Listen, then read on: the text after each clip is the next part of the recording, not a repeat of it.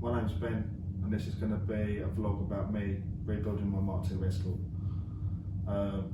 So let's get this started by saying that I bought this car in September 2020. I give £3,000 for the car. I bought it from Great Yarmouth. I'm from Essex. This was a lifetime dream for me to buy my favourite car, which is a Mk2 Escort. A bit about the car. It's a 1978 4-door Mk2 1600 gear. It's originally painted in oyster gold. It had a flat vinyl roof from factory. It is a 1600 cross-flow engine with a 4-speed box. This was stored in a garage in Great Yarmouth. The bloke had it as an anniversary present. His missus bought it for him. Unfortunately, he fell a little bit ill and decided that it wasn't the right time to be restoring the car. I found the car on Car and Classic, and it was advertised for £3,750. It was ticking all the right boxes. Yeah, it was complete. In the advert, it just stated that it needed light restoration. So when I decided to go up there and look at it, I brought my mate with me, Wayne, who runs JJ Recovery, and we went up there, and it was in the garage as described. It was partially stripped, i.e. the seats were taken out, the roof lining was pulled down, most of the auxiliaries around the engine was taken off, but everything was there boxed up and complete with the car. Now this sort of gave me a good chance to pull the carpet up and have a look underneath the carpet to see the floor pan. It was pretty solid, to say the least. There was no major concerns of rot. The only areas I would say is the rear arches and the rear outer tubs that were starting to show signs of wear. But that's common, you know, it's for the age of the vehicle, you'd expect to see some sort of rot. Now with the car itself, my plans are that I'm going to ST170 conversion of the car. I'm going to make it to an RX8 gearbox. So there's going to be videos of me fitting the engine, making adaptations to the gearbox tunnels to allow room for the RX8 gearbox. I'm going to be doing loads of fabrication on the car itself, which you guys will be following me with. I will be running videos on the engine build, which we've got some exciting things in the pipeline for. So we're looking to do a high compression build on the engine. So we're going to drop the rods and pistons, and we're looking to go forged steel rods, high comp domed pistons. I've already had some work done on the head by AL Developments, so it's been poured and polished. Some development work on the exhaust. Right, so I'll just give you a little walk around on the engine bay itself and see the areas that I would like to address. So it has had some wings put on in the past.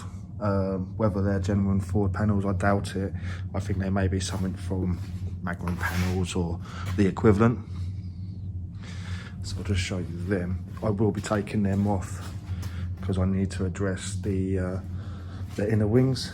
So I'll do a video on taking them off, removing the wings, removing the front panel, and doing all the fabrication work on the inner wings. And now the areas that I need to address really is I want to achieve a nice, smooth, factory finished look on the engine bay prior it gets to being painted. Now, as you can see, I wouldn't say it's a complete hack job, but someone has put a plate on top of where the strut towers go, and it's, you know, probably with a bit of fetting you could pretty it up, but I'd like to just replace the inner wings for peace of mind, mainly because of this side. They've like plated it along this edge here, which it doesn't look too pretty, along with this plate that's been top on here. Now whether they've just been strengthening plates put on top, I don't know, but for peace of mind, I'm just going to pull them apart. It'll give us some footage for the channel as well. It's going to need the battery tray, but to be honest with you, I'm going to be relocating the battery into the boot. And then it is a case of the heater bubble, or the plenum as they called it. It's starting to, you know, go a bit crusty around the bottom here, and the bulkhead, as you can see, it's got a bit of movement in there. It's a little bit rotten. So that's one thing that we're going to be doing another video on, is removing the heater plenum and then tackling that bulkhead to see how far that rock travels, and if we need to put a new bulkhead in it, or if we're going to do a repair on it. So this is probably going to be in the next videos coming along. This as well, I will be doing a video on the rear arch. So basically what we're going to do now, we're just going to jack it up, put it on some axle stands all the way around, whip the wheels off, so I can just give you a little video of the tubs, a bit of a clearer sight, and then we're ready for the next video.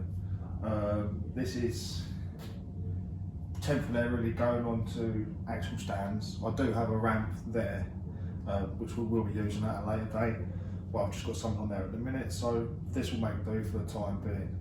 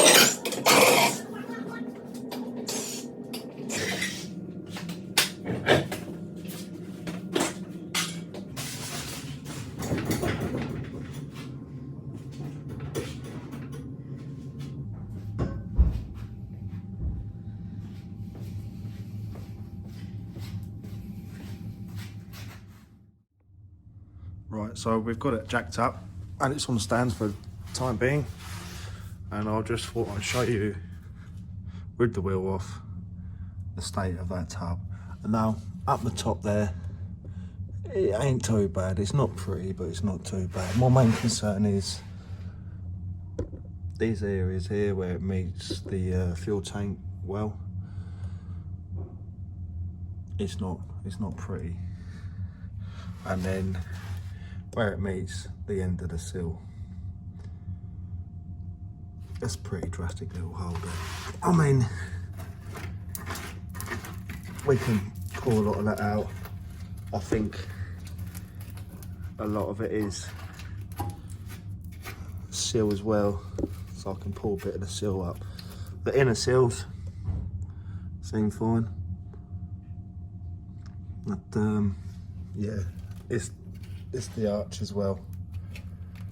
Look, we can pull that off, and I'd like to get that sorted. Now I have got a new arch panel for that side. I'll just have a look over here.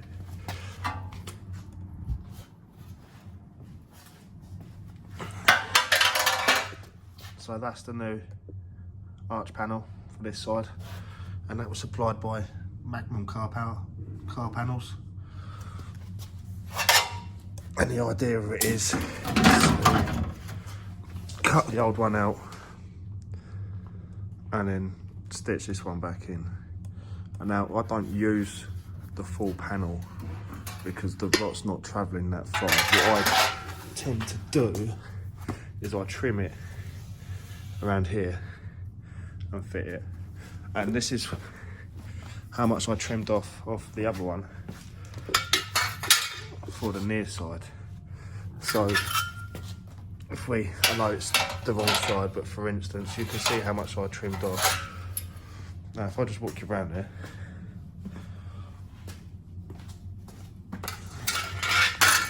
this is the arch that I done last time. This was about a year ago now. And yeah, all right, I should have probably put a bit of primer over the top of that to stop the rust getting behind it. But I'm fairly confident that I can get a wire wheel on that and clean her up. Now I've just spot welded it on these edges here, and I'm unsure whether I just run a bead now or I just use that as a filler line. I'm half tempted to weld that arch fully on across there, and I've still got to pull it in onto that inner tub. Right, that sums up my Sunday morning. Please like, share and subscribe to my channel. Give us a thumbs up, give us a thumbs down, and please leave a comment. Thanks, Mk2 Ben.